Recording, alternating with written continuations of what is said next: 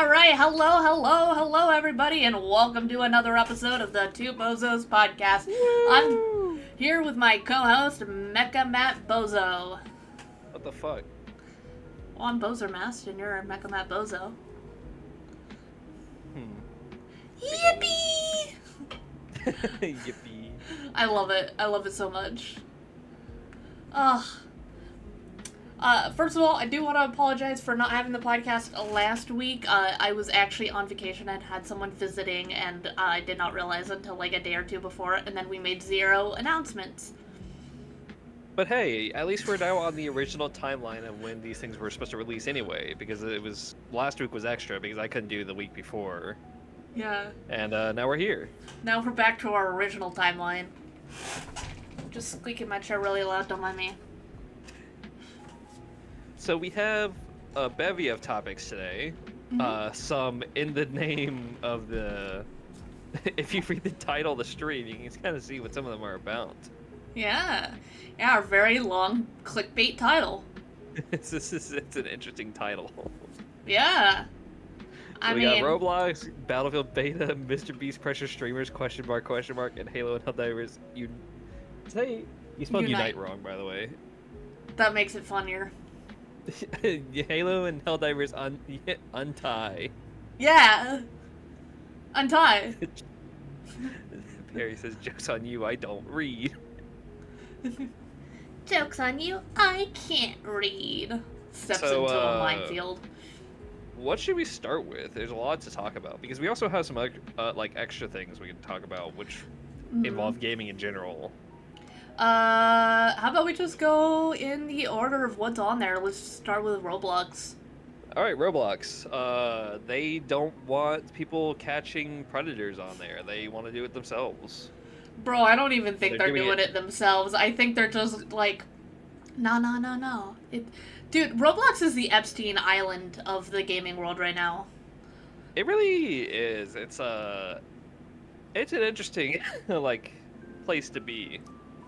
Did you know that there was multiple Epstein Island games on Roblox? That sounds about right. Roblox is a lawless place. Yeah, there was one that was called, like, Escape from Epstein's Island. Like, I just saw a screen that had, like, 10 different games that had to do with it. Which is funny, because you get shit like that, and then you get games that are, like, genuinely good. I haven't played them myself, but, like, I know some of the biggest ones are, like, Doors, which is, like, a horror game. Yeah. Pressure, which is, like, horror survival with a character that that a lot of people simp for. And then you get Epstein's Island, or Bathroom Octopus Game Simulator. or something. Yeah. Yeah, it's crazy, and the fact that you can even type Epstein or stuff like that in the game, but if you type Schlep, you get instantly banned. Like, what the fuck? Schlep? Yeah, that's the guy who started this all. So Schlep was a YouTuber who did Roblox content, and they actually went out of their way to catch predators. They went through all the proper channels. They reported it to the police, the FBI. They actually captured 6 different predators on Roblox. And Roblox sent them a cease and desist, IP banned them, and said, you're not allowed to do this anymore. Which is crazy. Yeah, and now the internet has blown up, and they're pissed at Roblox. But this is such a big thing that Schlep is now doing. I watched one of his videos recently. He had an interview with Chris Hansen about the Roblox situation. Oh, and shit. They're gonna be working on a documentary together about this. That's crazy. Yeah, that's how serious this situation has gotten. There's a couple of states that have actually Chris Hansen's involved. I know, and there's a couple of states that have actually put in. They're like suing. They're suing Roblox over everything, and unfortunately, Schlep is actually a victim of predators on Roblox. He was preyed on when he was a kid by an employee at Roblox, and it got so bad that he made an attempt on his life. And while he was in the hospital, his mom tried to contact Roblox, and they went, "Damn, that sucks." Anyways, and they didn't fire this person until like months and months later, while they continued to do this stuff to other kids. Like, Roblox does not care about the kids. They don't. No. They want their Robux money. Yeah. Everything they're doing is either A, we're pro-predator, or A, we don't care as long as we get money. Yeah, it's very a hands-off, don't even try to do this kind of approach. Yeah. And it's crazy because they kept saying that, like, oh, Schlepp didn't, like, give us all the information that we needed to do our stuff. He literally sent them binders full of information. Yeah. About the predators, all of the chat logs, all of that stuff. And they were assumed like... they also see it in a, This is gonna sound weird. I have to assume that Roblox sees it as, oh, you're harassing other players kind of way, even though those other that's what they said. are.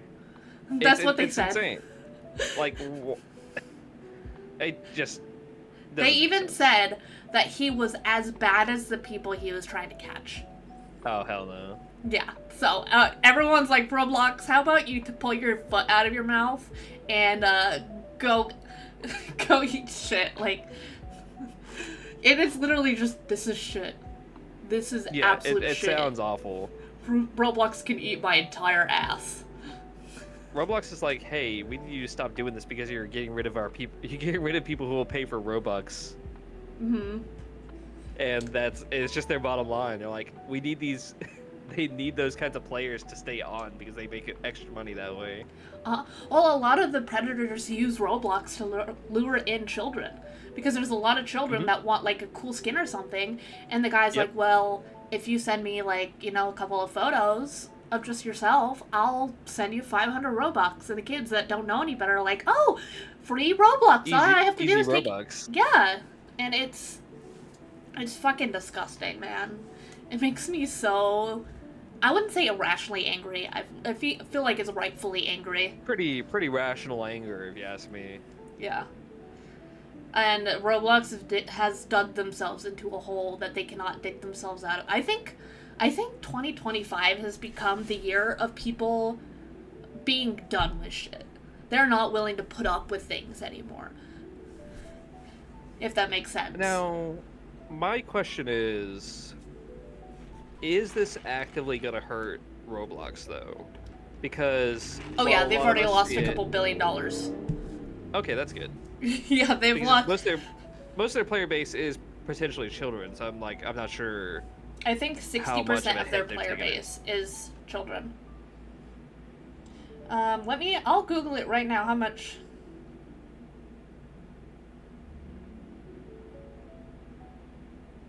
Because that's what I was wondering, was like, I wonder, is there enough of an adult player base that actually is able to impact Roblox's bottom line, essentially?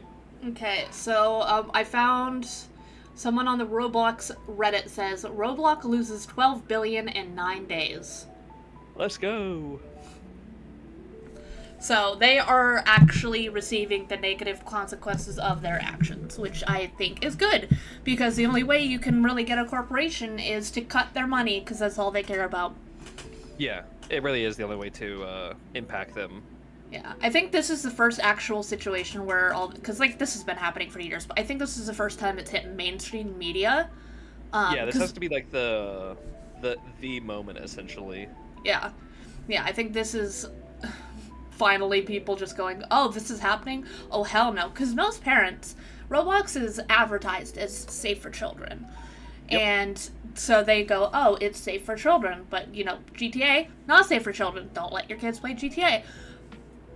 They didn't know how bad it was because it has been advertised as safe for children. And now they know. It's advertised as safe for children with no actual, like, blocks in place to stop one from finding games like that bathroom simulator one. Yep. And if Roblox doesn't want to be for children anymore, that's fine. But they need to say that, hey, this is not a safe for children game. They can't keep advertising themselves as safe for children and not take the proper precautions in order to protect children.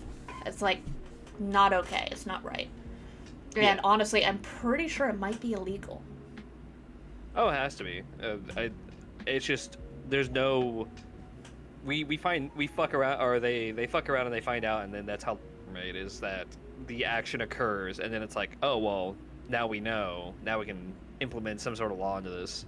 Yeah. Did you see them doing a dating app a while back? I think I heard about that. I don't know much about it, but I think they were trying to make like a dating app. I don't know if it was through Roblox or whatever. What the fuck? But like no. Tinder on Roblox, like, oh, I this other user. Yeah. 60% of their user base is like children 13 and under or something like that. Insane. What is your model doing? Oh, you were yawning. That looked really fucking sus, dude. That looked really fucking sus, bro. This is it's early for me. I'm still waking up. Yeah, just Perry, what do you think of what his model just did? Looking like Kirby. yeah, sure. So, goddamn. I lost that made me lose my train. Bad timing. Bad time for a yawn. Oh my god. That's very funny. Also, your model is tweaking again. That's because I'm rubbing my eye. At least my mouth is moving right now. Oh my god. Never do that again. Dude, we need a screenshot of that sent to Matt, and he can go, oh no. New reaction image unlocks. Oh, it's like a meme, but I don't want to say what meme it was. Not after this conversation. No. Not during the Roblox conversation, no. Maybe during Battlefield. Yeah. Speaking of Battlefield, I got to try the beta a little bit. You tried the beta a little bit. This is my first time playing a Battlefield game. I love Battlefield. It was so much fun. I mean, I wasn't great at it, and I got angry a little bit, but it was it was chaos, and I love it. You were playing mostly Recon, weren't you? I played a bit of the Assault, I think. That's the guy who just goes in and, like, shoots a bunch, right? And then, yeah. I really enjoyed playing Sniper, but I feel like some of the maps weren't really good for snipers, but I'm also ass at positioning. Yeah. So that's 100% on me right there.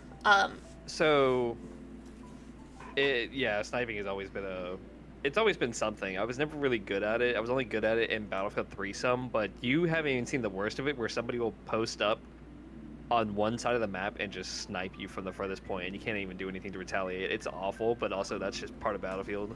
Yeah. Yeah. I mean, I don't know why I get so attached to sniping in games. I was even trying to do it yesterday when Lil Homie was trying to teach me Valorant, but I'll tell you what, I don't like that game, but we're talking about Battlefield. Yeah.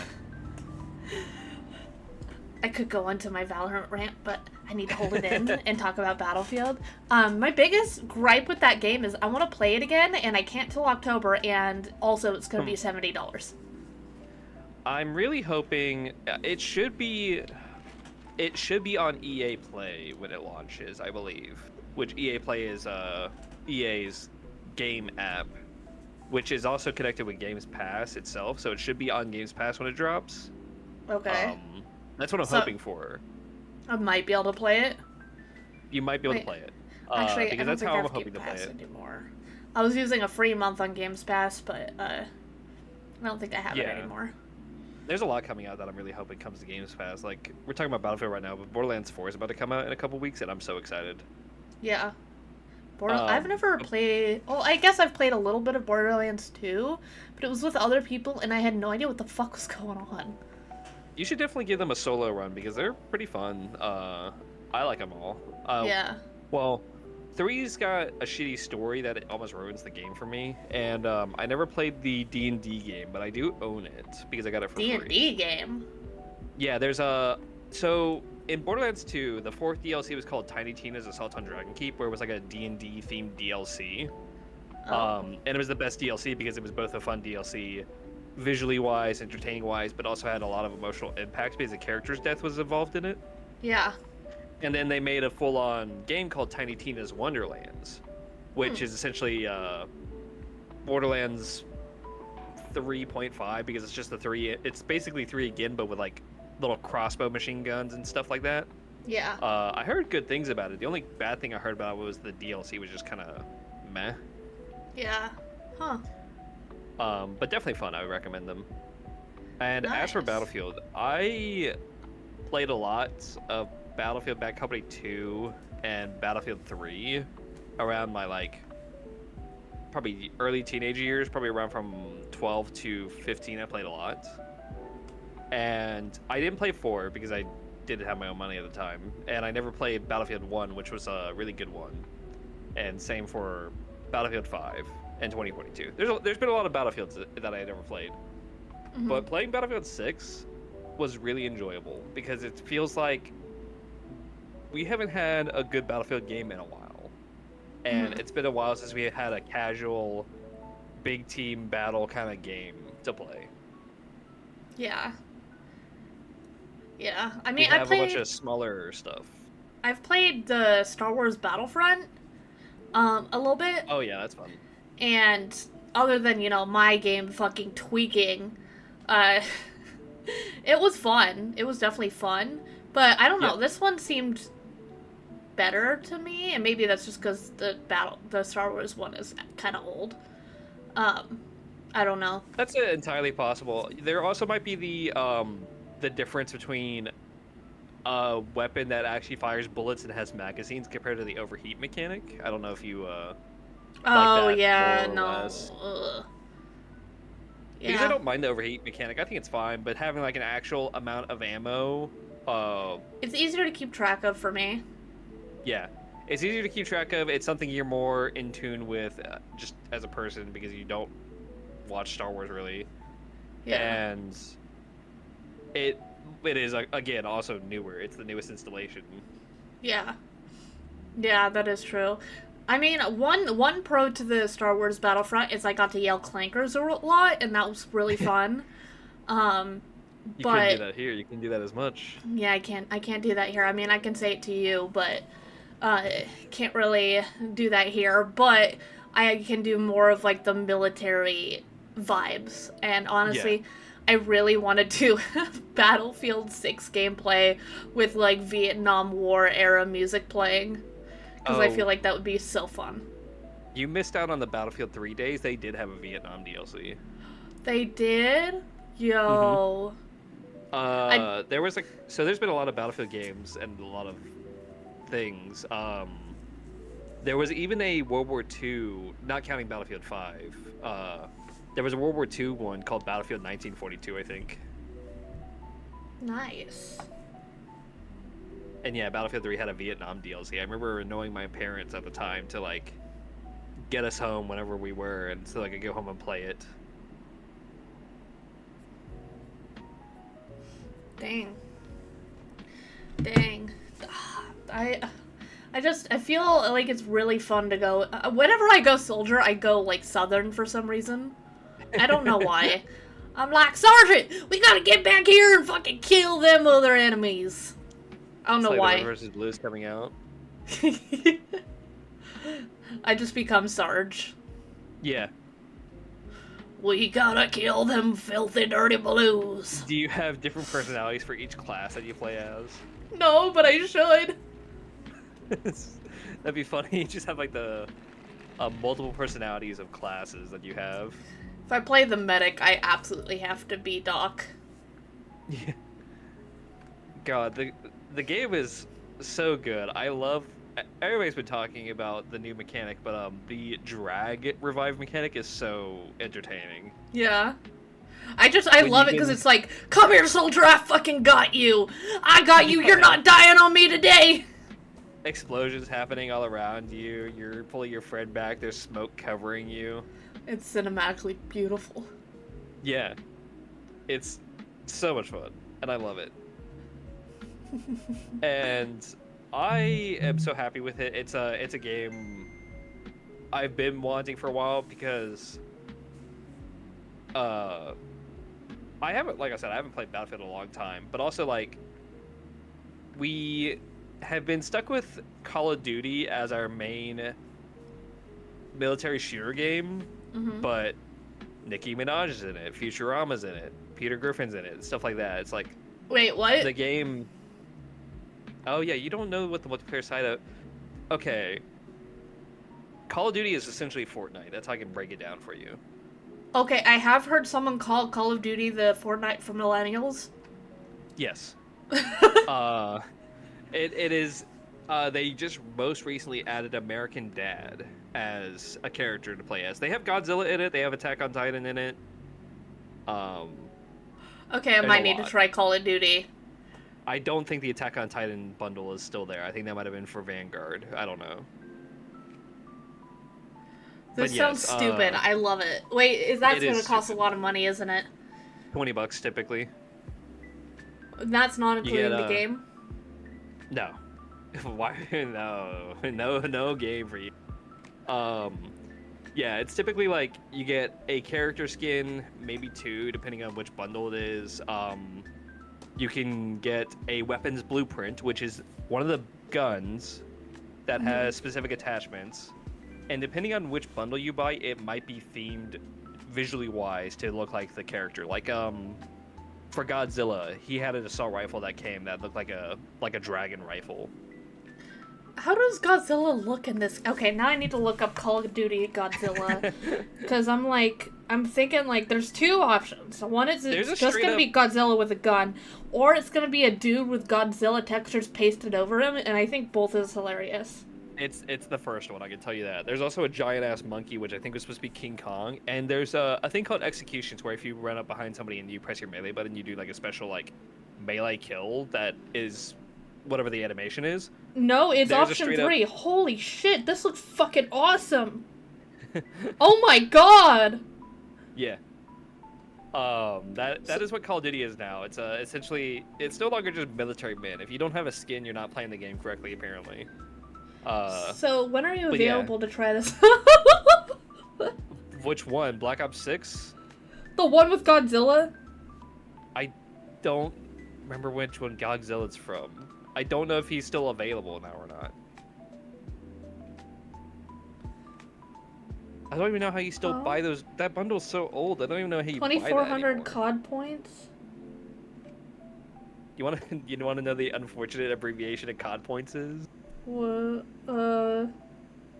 Just think of the first letter of COD points. Or of COD and then points. Ah, yeah. Yeah.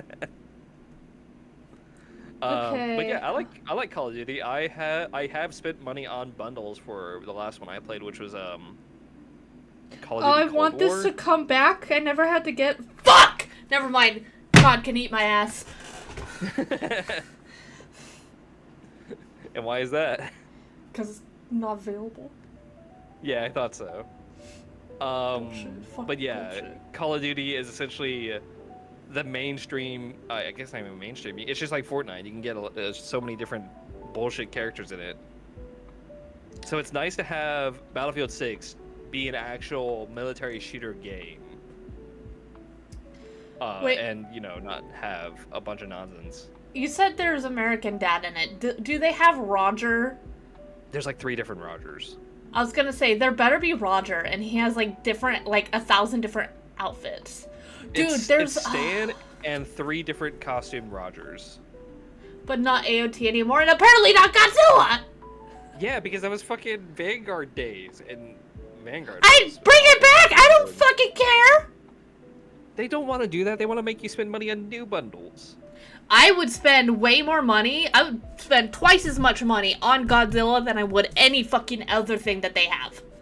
So one of the YouTubers I watch, Wildcat, who's part of the Vanoss crew, him and some friends bought the big bundle, which was $80. Holy shit. And they're like, please don't buy this. We bought this because of his content, and that's why we got it. And the reason it was $80 was because it was technically 4 bundles bundled into one. I don't know if you could buy them separately, but it was just like, yeah, we bought this, and this is fucking shitty. Yeah. We did it for the video. And then there's like some knockoff, like, Teletubbies. Like, they're like called the Gumbies or some shit. I don't know. There's like 4 of them. They all look like fucking, what's it called? Like a candy. The little round candy bell things. I forget what they're called. Dots. I have no idea what they're called. Dots. Oh, what, bells? They're like bell shaped. They're like more. I can't describe it right now. I've seen dots, which are dots, like circles. No, But there's different dots that I'll send you a picture. I see. I see. Perry, I will absolutely storm it with you. I want Godzilla! I'm Fuck! sending you the picture right now. Okay. That's what the dots candy I was thinking of. Also, thimble shape worked. I just couldn't remember the word thimble. But yeah, Battlefield 6, it's fun. Hopefully there's... those! Yeah, those. Those are the candies you put on gingerbread houses and then you never eat any other time. Yeah. You get them for maybe Halloween sometimes, maybe for Easter for... It's only Christmas. Oh, I see them at other times. You couldn't fucking pay me to eat those any other time of the year. I don't even eat those. They're just like decoration. Those are like the candy that you get that you're like, fuck, I mean, I guess I got candy, but I got fucking dots, man. That Shit. small little box of dots. I don't want this. This is gonna make my teeth hurt. They're like gummy candies, but they're too hard. They're like chewy, and it sticks to your teeth, and it's you have awful. to fight them. You have to fight to consume. You have to fight to eat them. But yeah, Battlefield is fun, and it's potentially gonna have some cosmetic stuff, which that's just our the way our world works currently. Because there were specific challenges in the beta that was like, oh, get like 40 kills with shotguns or stuff like this, where you can get weapon charms, nameplates. But the one that really stuck out was I forget what they called them, but I don't think they were called blueprints, but I'm just gonna call them blueprints because that's what they were. You can get weapon blueprints, which looks like it's a certain weapon with certain attachments, which is not too far off what Call of Duty does with some of their bundles.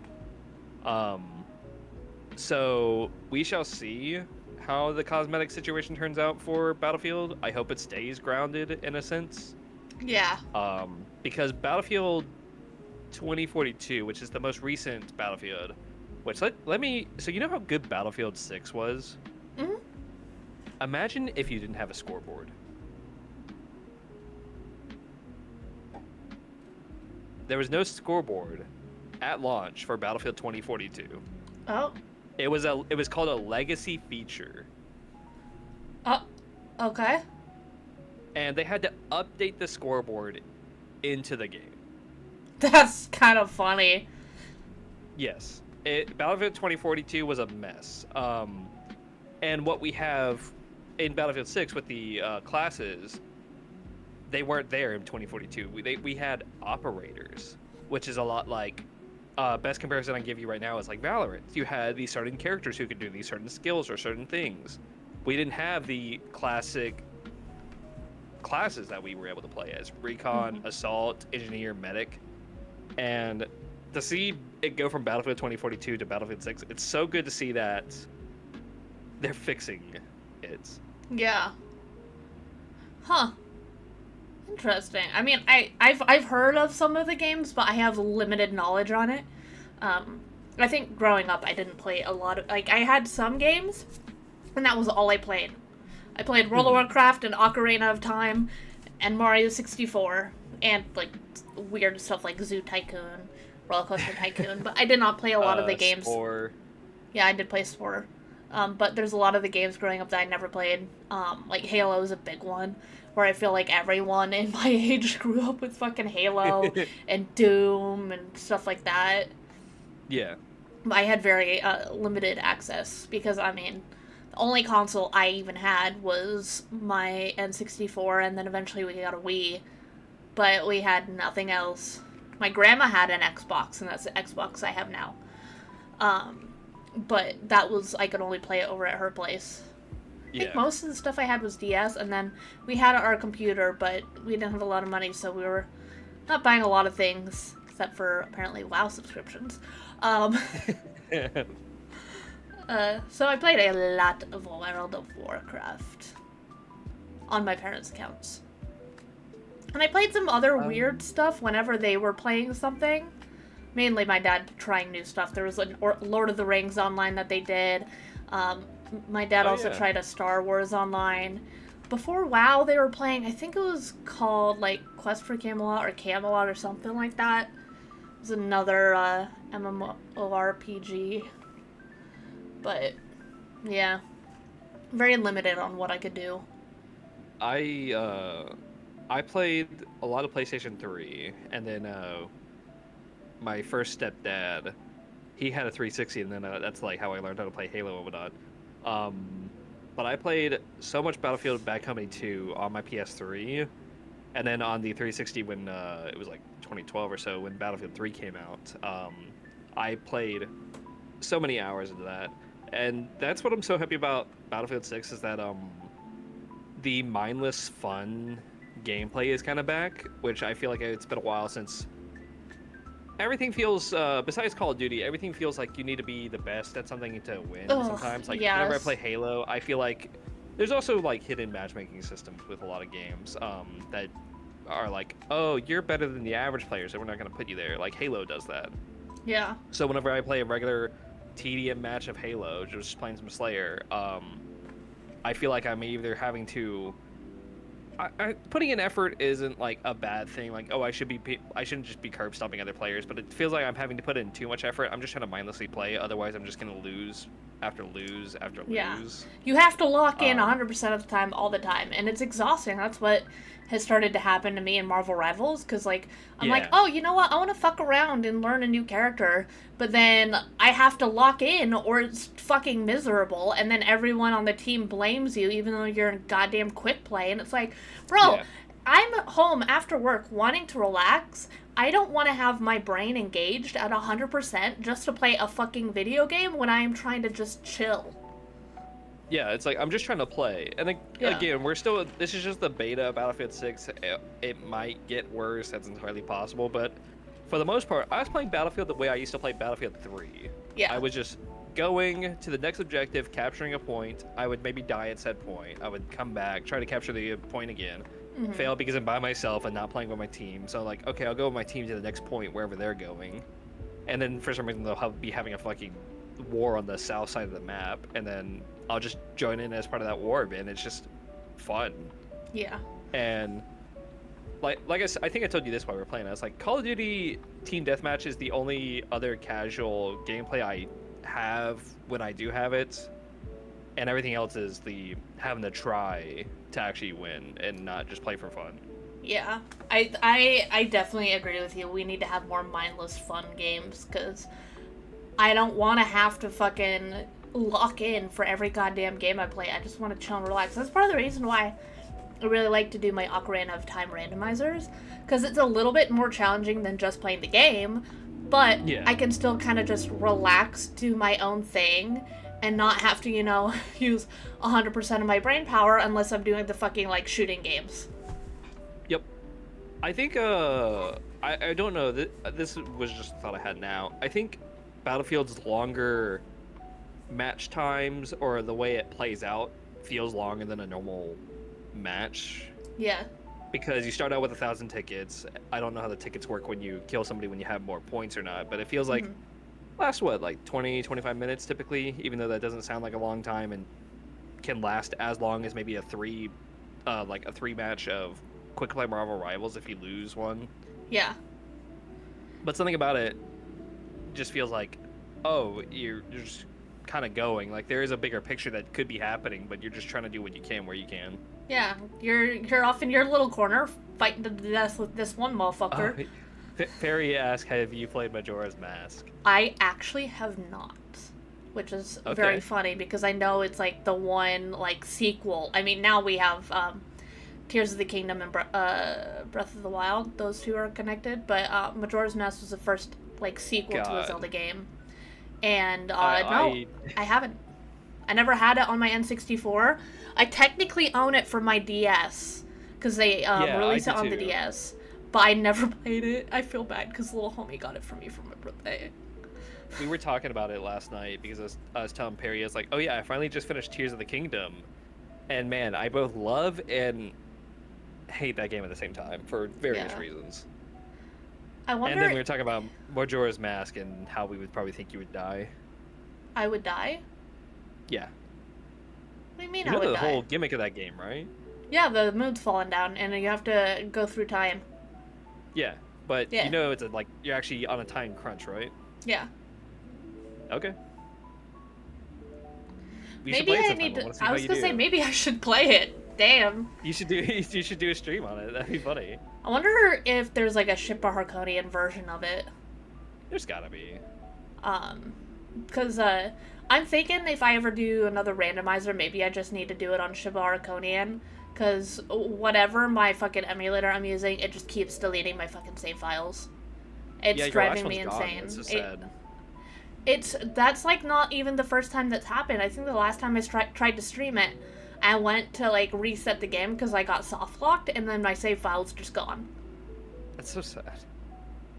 It's really annoying to put that much work into something, and it's just gone. Like theoretically, I could restart it, but I did hours worth of stuff. I'm not gonna do that. Yeah, no, it's you were progressing at that point. You had made you weren't gonna get stopped any further at that point. So like it died, but at least it died in a satisfying spot. Yeah. And at least Well, we not got satisfying, we got sus as fuck Link with his water tunic. But This, yeah, uh, so that was sad. so funny. So sad. Uh, But yeah, I was ranting about some of the more annoying parts of Tears of the Kingdom to Perry last night. And the funniest thing is like I pre-ordered that game. I went to the midnight release of that game. Played a lot of it. I would say not knowing where I was at the time, but knowing where I am now, I made it about 60% of the way through that game's main story quest, and then dropped it. And then I was like watching a friend replay Breath of the Wild for the first time, or play Breath of the Wild for the first time. And I was like, man, I like Breath of the Wild's like world and gameplay. I should get back to Tears of the Kingdom, and I did. And I was like, I had to start from the beginning. And I was like, I am both happy and annoyed. it's crazy. I am technically a Zelda fan, but I've only completed Ocarina of Time. Yeah, I was telling Perry my only mainline Zeldas I played, which were Ocarina of Time, Breath of the Wild, Tears of the Kingdom, and Link to the Past, but I never finished Link to the Past because Yeah. I was too dumb. And I was like, Wind Waker's my favorite Zelda. And I have not played it. Oh my god. I just love everything with Wind Waker. Like I love watching randomizers for Waker, so Yeah. I think it's so interesting. I grew up with Ocarina of Time on my N64. Like, we had other games. We had Donkey Kong, we had Mario, but I just got really attached to Ocarina of Time. Yeah. And I played it so many times. And it's just, it's a game I know in and out, except for there's apparently some things that I don't fucking know. What? Oh, yeah, I was reading yeah. what Perry said. Don't mess with Zelda fans. We don't play our own games.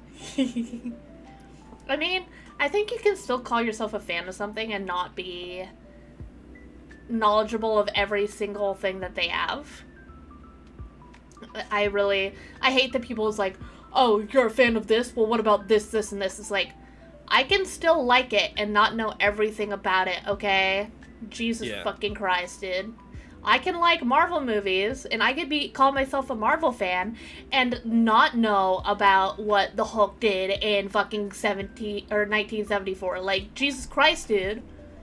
It's also funny because I haven't played a lot of Zelda games. Well, I mean, there's some side ones I did play as well, but it's just like, I've watched timeline videos for the most part. Like, I know the lore to an extent, besides Twilight Princess, and probably to an extent, what's it called? Skyward Sword. Like, I get the general, like, story beats of Skyward Sword, and then Twilight Princess I have not played because I want to go in fresh. And then, like, I like the Zelda series, but I have not played them all. Exactly, Dan H. You're so right. Sometimes you can like something, just not everything about it. Yeah. Yeah. There could be cakes that you like, but you just don't like the filling, but the cake itself, great. The frosting, awesome. Sprinkles on top, icing on the cake.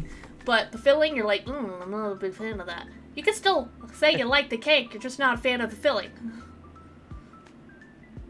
Sorry, it makes me really salty. Especially, I think the biggest issue is like in comic books or music is when people really do that. Like people see With, gatekeeping, essentially. Yeah.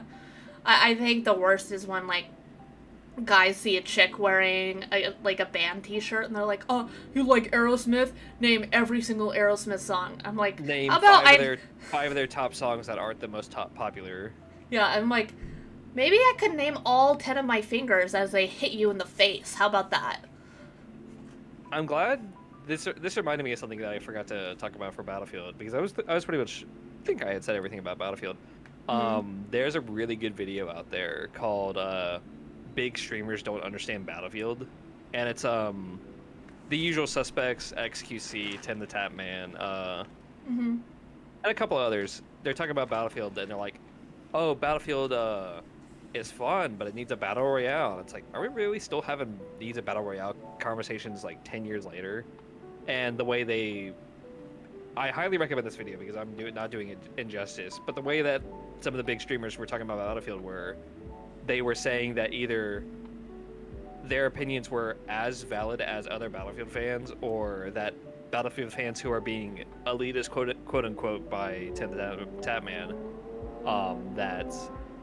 that big streamers should be listened to. It's like, not really. And some people were saying like, this is why gatekeeping exists, because some people just like, oh yeah, abuse. Sometimes gatekeeping is good, and people use their quote unquote fame in order to like be like, well, I know more than you because people like me. Sometimes people like you just because you're fucking stupid or because you're bad at the game and entertaining. Doesn't mean your opinion is good. It's like the person who made the video is like, I respect these people, but they have some dog shit takes. Yeah. Was what they said. And, yeah. I think it's important. Oh, you continue. You go first. I think it's important to take the opinions of everyone and have everyone's opinions have equal weight, and not just listen to a couple of, high-end streamers and stuff. Like if 90% of the community is like, don't do this, but 10% of streamers that have 1 million viewers go, well, do this. Weigh it equally. Doesn't matter how many people follow them. Yeah, because like XQC was saying, oh, I need to have a reason to come back to the game. He was unironically saying there needs to be a login bonus, there needs to be a battle pass. It's like, what? Like, no, the game just is fun. I hate when games do that. I would rather be like sucked back into the game because I'm like, you know what, this game is really fun, I want to play it. I don't want to be sucked into the game because, oh, I have to do something. Then it feels like a chore. It takes away the fun. I honestly think Battlefield 6, once it drops, if it's on Games Pass, it's gonna be you're gonna see me playing Battlefield 6 in my free time a lot, probably. Yeah? I genuinely think it'll be like, oh, I just want to mindlessly play something, have something playing in the background, like maybe I'm catching up on a YouTube series, I'm just gonna play some Battlefield and have that on the side monitor. Homie's listening to the Regulation podcast while playing Battlefield 6. I'm rewatching. Well, I was gonna rewatch a video I had seen already about the entire zombies, the Call of Duty Zombies storyline, which was originally 6 hours and 30 minutes, made by a guy 3 years ago. But then, as I was watching that video, like I was about 15 minutes in or so, on my side, and the recommended was a 9-hour version of it that was made 10 months ago. I was like, oh, I know what I'm listening to next, and I put that on. Oh my god. I don't talk about it enough. I'm a big fucking Call of Duty Zombies nerd. I love it to death. I've soloed some of the Easter eggs. First, I've heard of the fact that Zombies has a storyline. I thought you just kill zombies. You do. I mean, they added a story.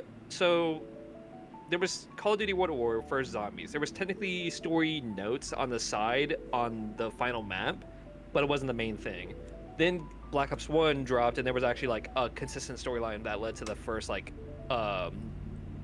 big Easter eggs. I mean, the Easter eggs didn't really start until there was technically one in Deriz, but they didn't start till Ascension, and then the maps after that had a whole bunch of stuff going on to the point where on the map Moon you blew up the Earth, and then Black Ops 2 you had a pretty good story. Black Ops 3 had a pretty good story that was all interconnected, even if it got a little bit wibbly wobbly. Black Ops 4 had bad zombies gameplay, and the story was a little bit messy, but it ended things. Cold War came in, brought in the new storyline, And then Call of Duty Vanguard, that was awful, continued that storyline, and apparently it was not great either. Mhm. And then finally, Black Ops 6 is the most recent iteration of Call of Duty Zombies storyline, with Modern Warfare 3, the new Modern Warfare 3 also having zombies, but I don't know anything about that.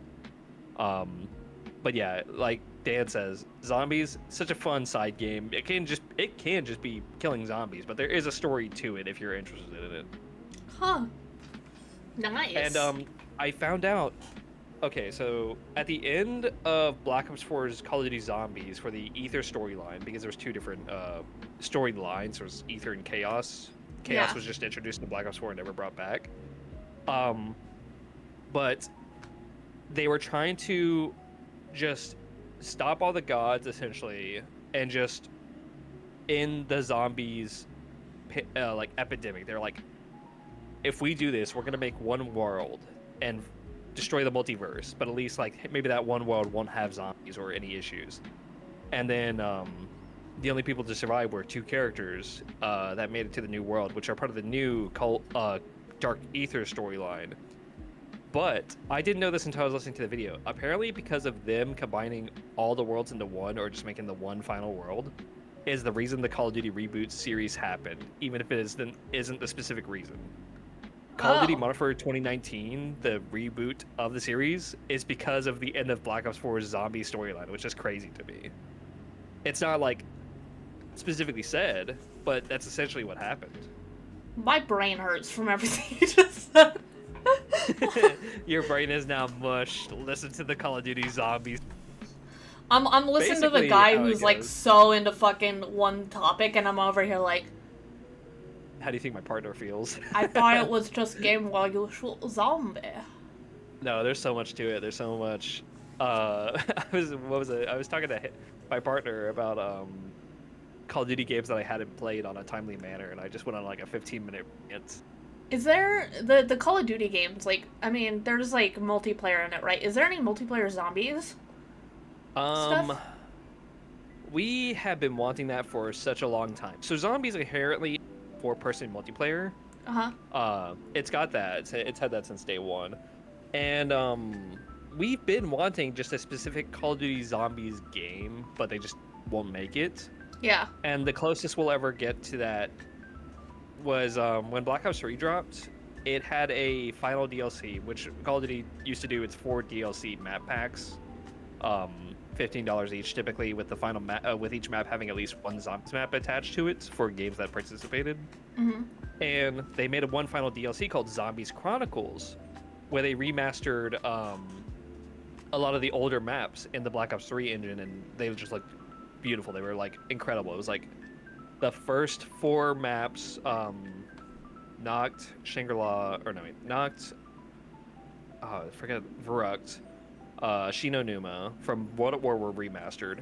We already had Deriz in Black Ops 3, as that was part of the revamping of the storyline, was like time travel and stuff.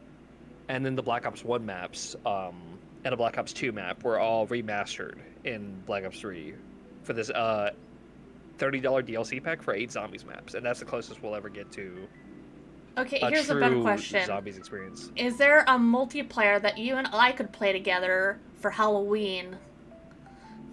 You would have to hope it goes on sale, but yes, I mean, technically we could play Black Ops 3. Okay. Zombies And, like, it together. would still work? Yeah, no, it still works. There's still matchmaking and stuff, but it's not safe. But Black Ops 3 specifically has custom maps. Like, for example, I've seen Smitty play at a Chili's map before.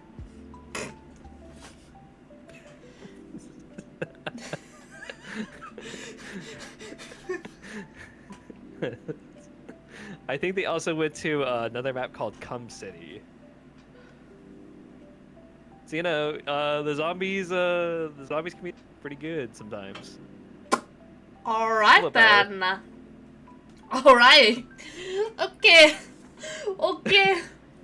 I Holy should send you that video. shit. It's pretty funny.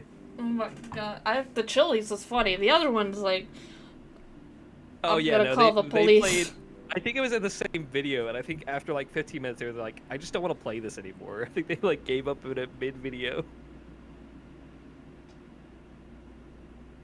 It's so funny. But yeah, we should play some Call of Duty Zombies sometime. I love it. We could actually play. Where'd my model go? Why'd you disappear? Oh What my the god, VC face crashed. Welcome to the one Bozo podcast, everybody. It's just I me looked and my, down to see if there's any questions that people asked for the podcast, and VC face was gone. It's just me and my inner demons now, chat. Alright, okay. I think we're good. We could actually even play like what's it called? Black Ops 6 is on Games Pass. That one I haven't played. The only problem with that is I think Black Ops 6 takes like so much fucking space. I mean, I have a lot of space on my card because I added that extra memory card. How much space does Black Ops 6? I'm looking up Steam real quick for Black Ops 6. We should probably get into our next topic because we've been rambling on. We have. Because we do have other main topics to talk about. I was gonna say, do you want to do our 2 podcast questions before we move on to the next topic? Oh yeah, I'm down to do that. Okay. Oh, Black Ops 6 mostly negative and mixed. Uh-oh. Do you want me to read them both off and then we can answer, or do you want to read one off and have me read one off? Read both. Question, what about Halloween Dead Space 3 game? I actually already did play Dead Space 3. It was a fucking nightmare for me. I do still have to do the DLC, right, Matt? And I keep wanting to bother Erla to play Dead Space 3 multiplayer with me. I kept saying it. I was like, there is multiplayer. Yeah, you do still need to play the DLC. I had an absolute fucking meltdown. I will be entirely honest. It's a better game in co-op, but the only problem is you don't take it as, like, not you personally, like, the player doesn't take it as seriously because you and your friend are just fucking around the entire time. Yeah. I think the hardest part, Matt, didn't you say the PC version was actually kind of jank when you went and tried it? It's all kind of jank. So me and Saint, we tried to play it before. And we could not get into a lobby with one another. I found myself with a random person at one point. He said he had to download some kind of fucking thing that looked like malware to him to even try. And I was like, don't download what you think looks like malware. It's supposed to just work. Why are we having to download third-party shit just to play together? Yeah. Because on Xbox, what you had to do was you had to download a fucking EA Online Pass or some shit to play together. Like, it was some kind of weird multiplayer, like when you go to a concert, they put a little fucking band around your arm. It was like that, essentially, to play multiplayer. Yeah. I mean, we can try. We can try.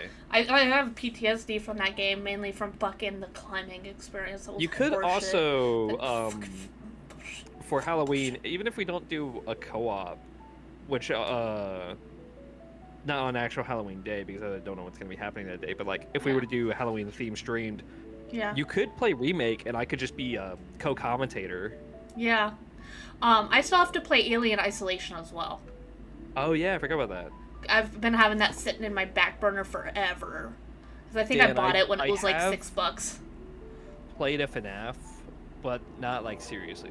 I made it to, like, maybe night 3 or 2 or something like that, and then, like, I don't own the games myself. Yeah, I haven't played them either, but I don't know if I'm interested in FNAF, because I'm just like... I want a game to have story, and FNAF is basically just jump scare simulator. I've watched Markiplier play all the games. You maybe like Security Breach because the story's actually there. Yeah. I mean, there is story, but you have to dig for it. Yeah, that's honestly what the zombie storyline was like for a little while too with Black Ops 1. Mm-hmm. Okay, should I go to the first question on the Discord? Yes. Okay, first question from Gridlock. Would you guys play Outbreak? Unfortunately, no, because that is it's a Storm Chaser game. Oh, gotcha. But it's a more like serious. I don't know, serious mechanic. Storm Chaser is the right word, but like you have to actually look at wind patterns to chase down a tornado. Oh. And then that sounds exhausting. when you do catch a tornado, I guess you just take pictures of it. Like the fun part of it is like getting flown around and fucked up, but I don't know how often that'll be happening.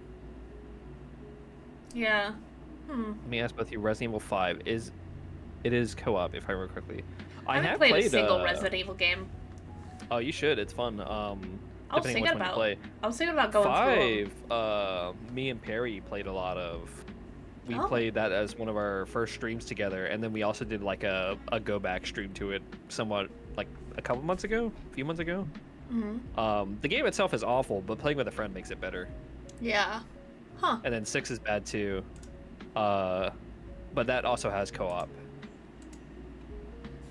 And then I think I know yeah, there's those a are the new only, Resident like, Evil coming main out. ones. I'm kind of interested to check it out. I don't know if I'll get shit on because Yeah, I haven't played a Resident single Evil, Resident Evil game though. I don't know what it's called, but Resident Evil 9 essentially. It's going back to Yeah. Raccoon City, which is crazy. Oh. Oh, you should. I watched the shitty movies. I have the shitty movies on DVD. I still need to watch them. You're also frozen again. Yeah. that happens. Requiem. You need to play Resident Evil 2 remake.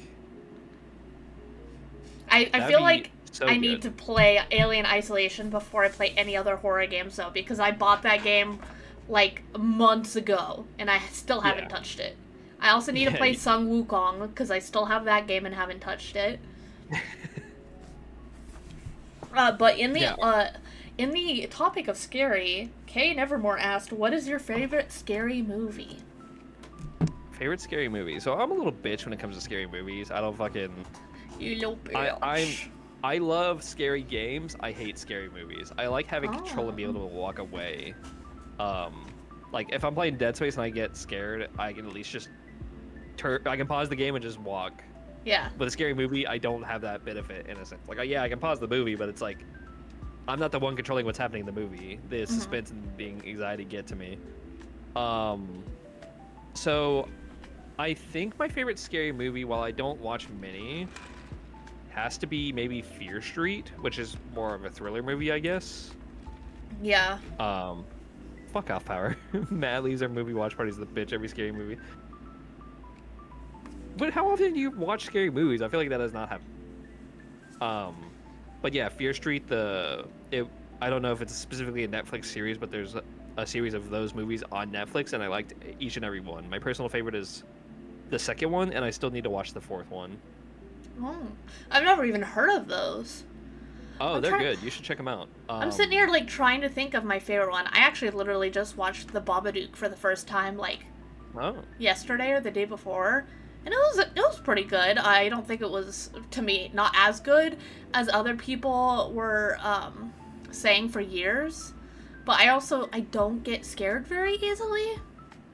At least not by traditional forms of scared. Like, I would be far less scared playing Alien probably than I would be playing Subnautica. yeah. Because deep water makes me have fucking panic attacks.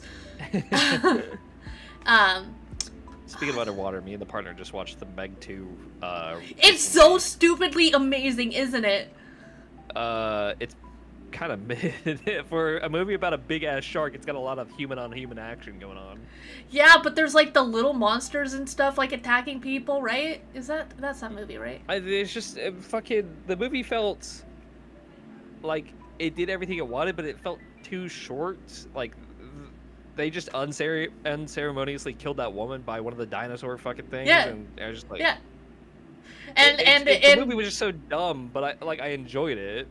And Jason Statham fucking like is attacking the Meg with these like souped up spears with like explosives on him. It's stupid and it's amazing.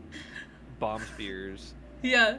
I just love when things are so fucking stupid, but they have action.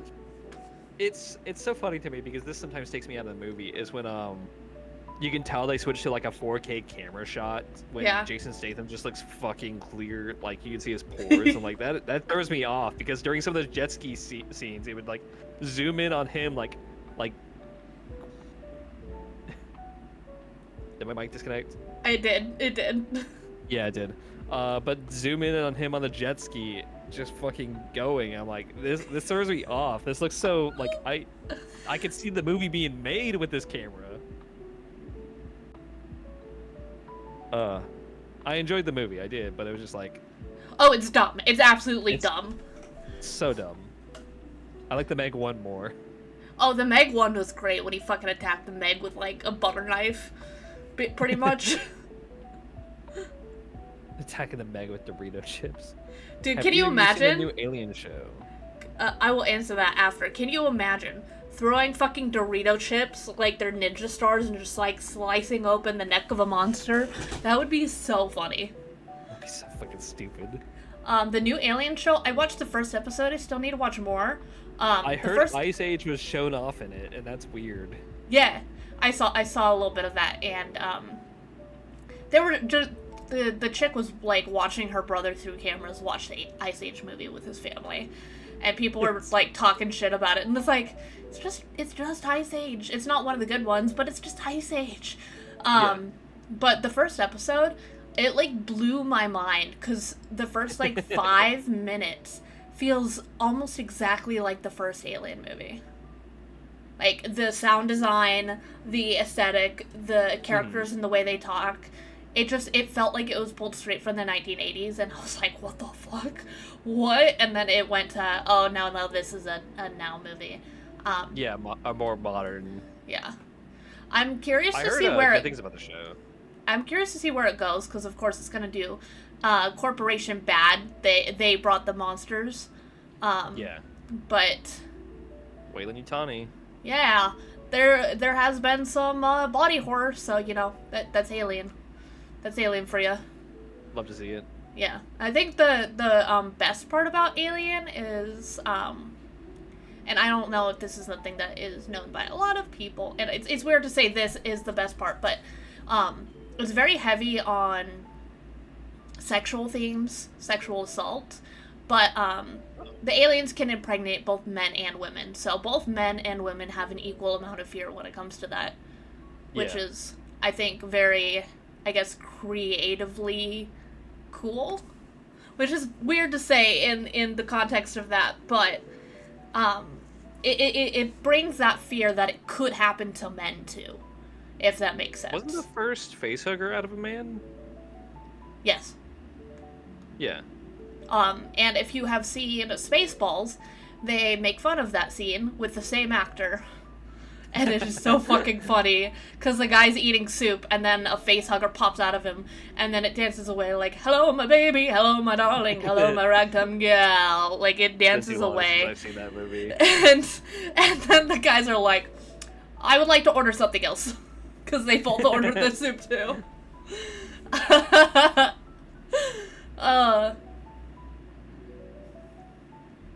First man to be pregnant is Alien Guy. Yep. Yep. For real. So, do you know what would be funny if they said? What?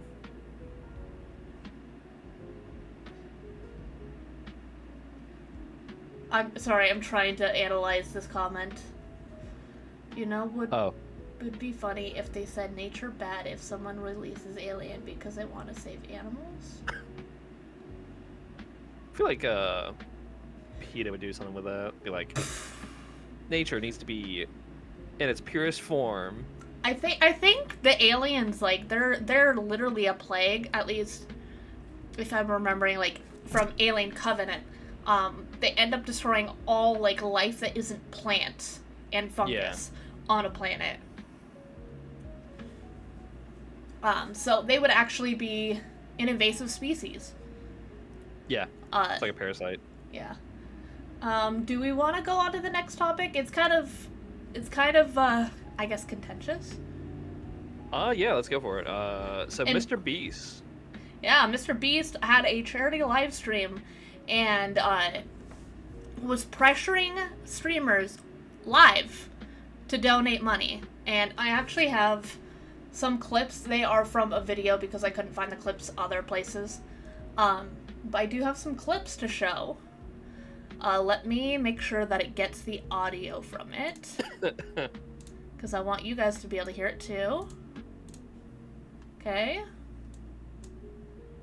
And then I will... Ooh! We have a bot to kill! Goodbye! And then let me stream it to you, Matt. Yes. Apparently I was streaming to you anyways. Well, that was fine. Yeah. Are you okay if it's not full screen? Yeah, I'm fine. Okay. Because then I would have to reset. Why is it gone here? There we go. There it is. Okay. Let me know when you're ready. Right. So, I'm ready. this is from a video of the guy called Quincio, so he's the one that got these clips. But Yes. this is part of the live stream, and he's called up Asmongold to ask him to donate. And I think there's Jake Paul here and some other guys that I don't recognize. Gonna Or be cringe. it's one of the Pauls. Soul. Are you really gonna do this Wait, shit? wait, Here we're wait, saying- wait. I wanted to show you from Jamari's video We're gonna- is him doing this to Asmongold. Your friends here were saying you were a very generous soul. Are you really gonna do this shit? I fucking did the McDonald's drive-thru and it's gonna happen to me. Oh my Yeah, god. Oh, are you So, trying to get me? What do you just fucking give me a number? Just give me a Okay, number, so- Jimmy. Jinxie, Logan, they both just committed 100 grand, and I see tweets all the time about how you're the most watched Twitch streamer, like watch time every month. You're like crushing it. Yeah, and you know what? You know how much I get paid for that? 17 cents. You're putting people on the spot. Nah. Hey, they put me on the spot too, So man. I'm gonna pause this real quick to give context to that. Asmongold does not have ads turned on because Twitch banned him one time, and he went, "Fuck you, Twitch! I'm gonna cost you money." Yeah. So any of the ads that even pop up on his stream, he does not turn on. They're forced on, and he gets no money for it. So he does not get his money from Twitch. Yeah. He can get it from Which- Kick and YouTube, but not really Twitch. Yeah. But God, like, like when Logan Paul is the voice of reason, where it says right there, that is actually crazy. Crazy. Well, look, that's It's like It's- extortion in It a way. is. It you're on the spot saying like, hey, you should do this. He's like Asmongold right now is in his day to day. I don't know what kind of relationship he has with Beast, if it's just purely like creator to creator. I don't think they've ever talked before this.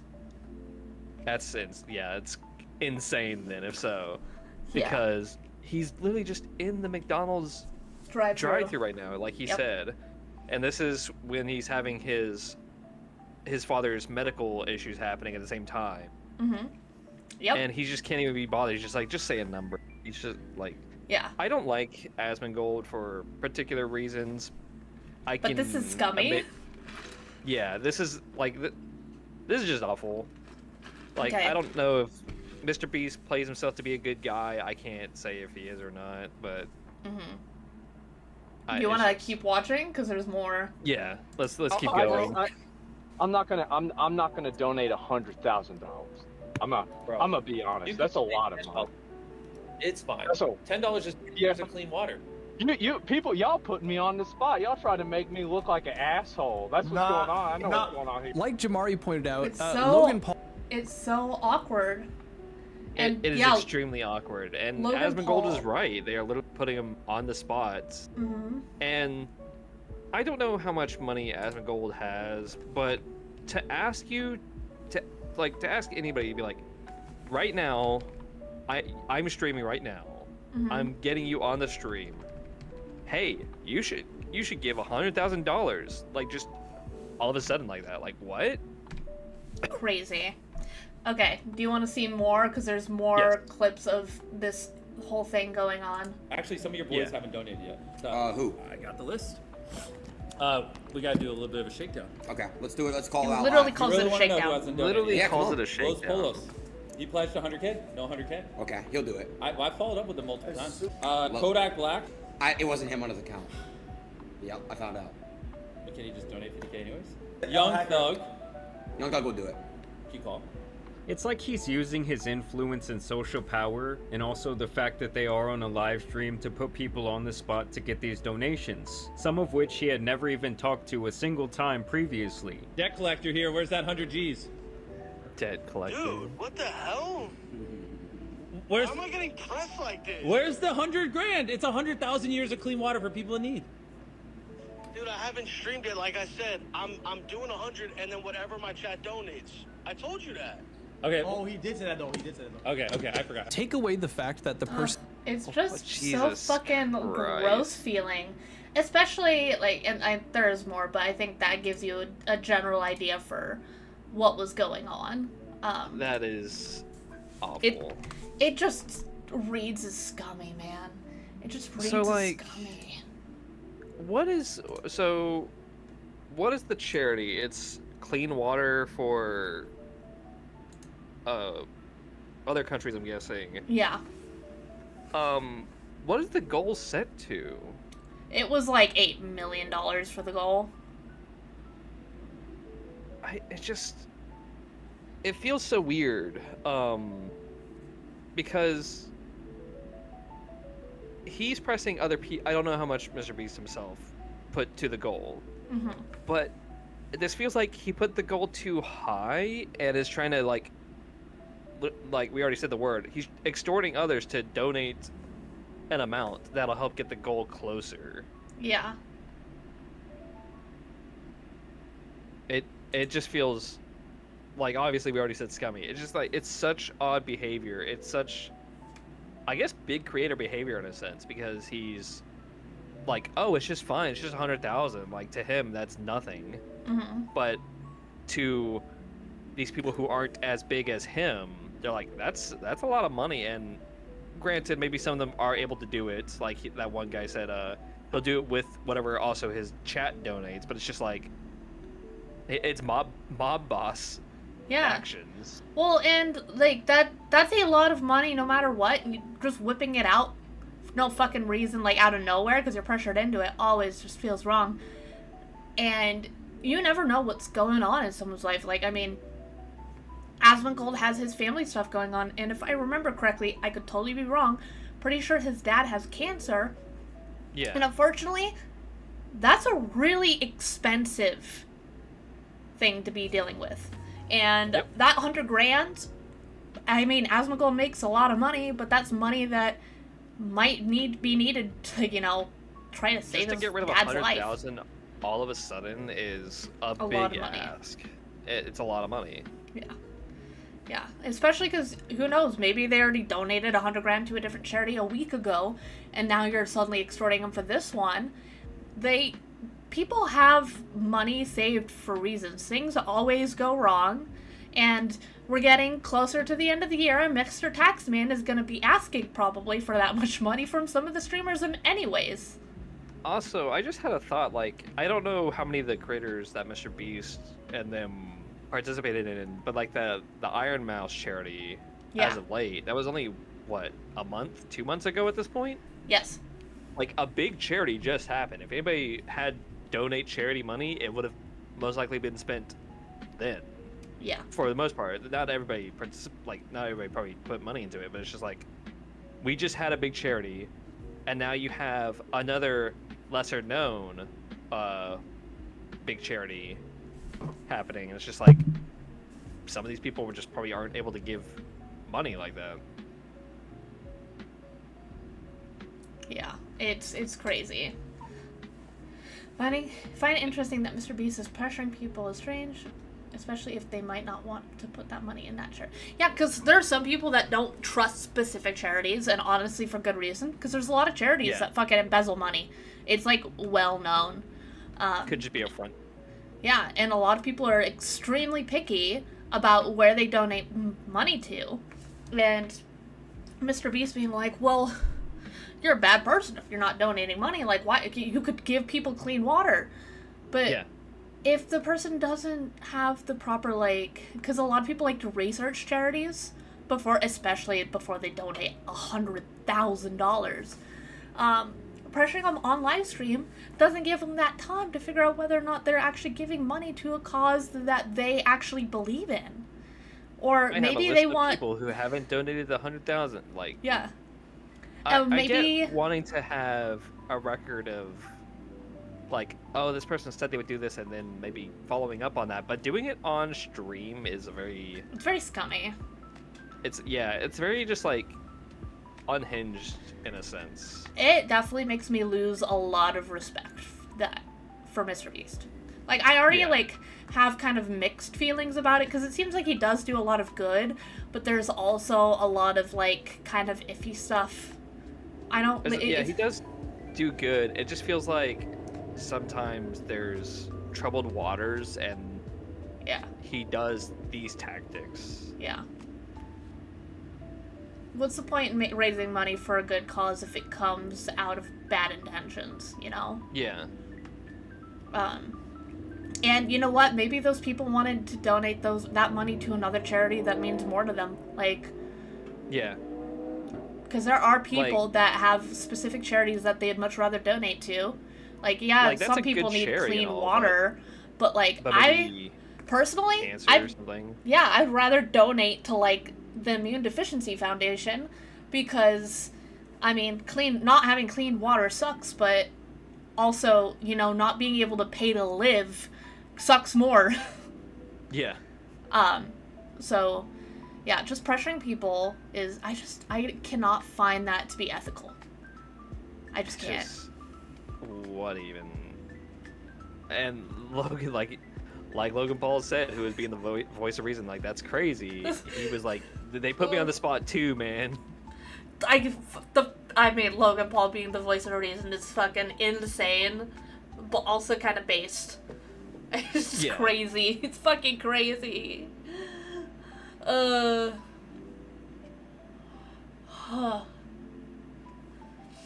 it's just so weird. I can't like follow that behavior. Yeah, it really is. It doesn't make sense to me. It does not make sense to me. But in a happier note, you know what we have? What do we have?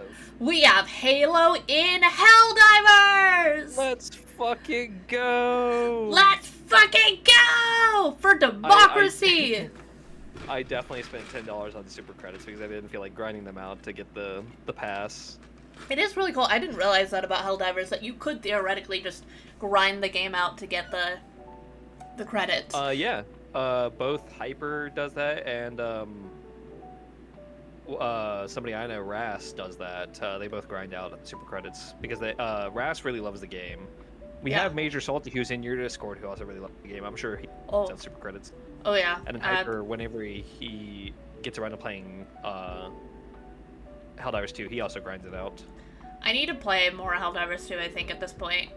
I need to get more medals, so let's play because I thankfully had enough medals to get the first page, but I still need to get the second and third page stuff. Ooh, just tell me one, motherfucker. I'll play.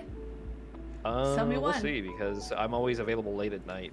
Yeah. So I'll have to get up early. Either get up early or we play on a day like I'm not working the next one. Yeah. Like a Friday. Yep. But yeah, no, it's super exciting. Helldivers has talked about doing collabs before. They did it with Killzone, which was a, you actually saw one of the Killzone helmets, and you're like, what the fuck is this, when you last played Helldivers? And I was like, oh, that's from Killzone. It's a PlayStation exclusive series, which reminded me to talk about exclusives if we end and we still have time later. Okay. It was a PlayStation exclusive series. And Helldivers has talked about, yeah, we want to do collabs, but we want it to make sense within our kind of art design or style or like just our... Because with Helldivers, you are super soldiers, quotations, and they want to have other similar types of those types of soldiers to be in the game if they do collabs, because Killzone, Hellgas are kind of like that, ODSTs are like that. They talked about like how they wouldn't want to do like Spartans from Halo at all because that just breaks what they want / have. Yeah. It needs to make sense in universe, kind of. It needs to be mostly human, like fighting against impossible odds kind of thing, and one maybe man not necessarily surviving alone. Yeah. So when I saw when everybody saw that's big into Halo, because it was a known thing that maybe it could potentially happen. But there was no confirmation. But with Xbox Helldivers now being available, because Helldivers was exclusively only on PC and PlayStation for a while there, with the 26 being when Halo or when Xbox had the game available. At the end of the Bring the Boom trailer, they did a Halo 3 ODST jazz theme, which that's probably one of the more iconic songs of Halo in general. Yeah. And everybody's just losing their shit. It's like, oh my god, it's happening. Like, that's like that The Office meme. Everybody calm down, it's happening. What would y'all like for Helldivers to collab with? I mean, we got Halo. I mean, I got Halo, so that's mine. If I were to say... I don't know if this fits their vibe, but I guess I would say Titanfall, maybe? Yeah. It might sound crazy, but Okay. if they had, not necessarily full-on Marvel stuff, but if they had, like, you know, Winter Soldier, I feel like that would go pretty hard. You know, Bucky Barnes. Yeah, I was trying to think. I was also just thinking of Hydra in general. Oh, yeah. Because I was, like, thinking of, factions, and I feel like Hellgas are not the good guys, so they are not opposed to putting, like, evil representation. So if we had, like, Hydra soldiers, I think that'd be pretty neat. Yeah. Yeah, I really feel like having, like, a Winter Soldier skin, like, especially from the Marvel Rivals Winter Soldier movie, where he's got, like, that long scraggly hair, the cool-ass mask, but he has, like, the metal arm. I feel like that would be so fucking cool, dude. That would be... I think Captain America might be too much, but Winter Soldier is, like, right in that, you know, good zone. Yeah, of not being too strong, but still being up and above. Yeah. One man. Alone. I'm also so happy. So this also introduces the legendary war bond, which all war bonds so far have been in-game. The Hellgas, the first collab stuff, was a little bit controversial when it first dropped because they gave out half of it for free. I think they gave you an SMG, one armor set, and then the rest of it you had to unlock. Oh yeah, and one heavy weapon, and the rest you had to unlock through the Superstore, which is their shop of super credits. Yeah. So people were like kind of upset, like, hey, this costs a lot of money for like not a lot. And they're like, oh, okay, we're sorry, we're gonna do better for the next collab. And I think they gave out some free stuff because of the issues that they caused. So every war bond has been 1,000 super credits, but this one, the Halo one, was 1,500. Yeah. Now their shop is a little bit weird with purchasing because normally when you spend $10, you get 1,000 super credits. You spend $6, you get 350 super credits. So you're getting less when normally it'd be like, oh, you spend $6 to get 500, like half of the 10, you know. Yeah. And then it's $2 to get like 150 or something like that. Yeah. So the buying method is a bit odd because I was at 980 and I couldn't just spend $5 to get 500 super credits to get the pass. I had to spend $10 or potentially $7 to get the amount I needed. Yeah. So the pricing scheme is a bit questionable, especially for those who are already into Helldivers. I saw a couple Reddit threads about it. But I think the extra value is fine because they went a little bit further than they normally do, I feel like, with the bond, because they gave us 4 weapons. Yeah. 2 The armor bottle sets. keeps freezing. Yeah, that's just VN being a VN. That's normal.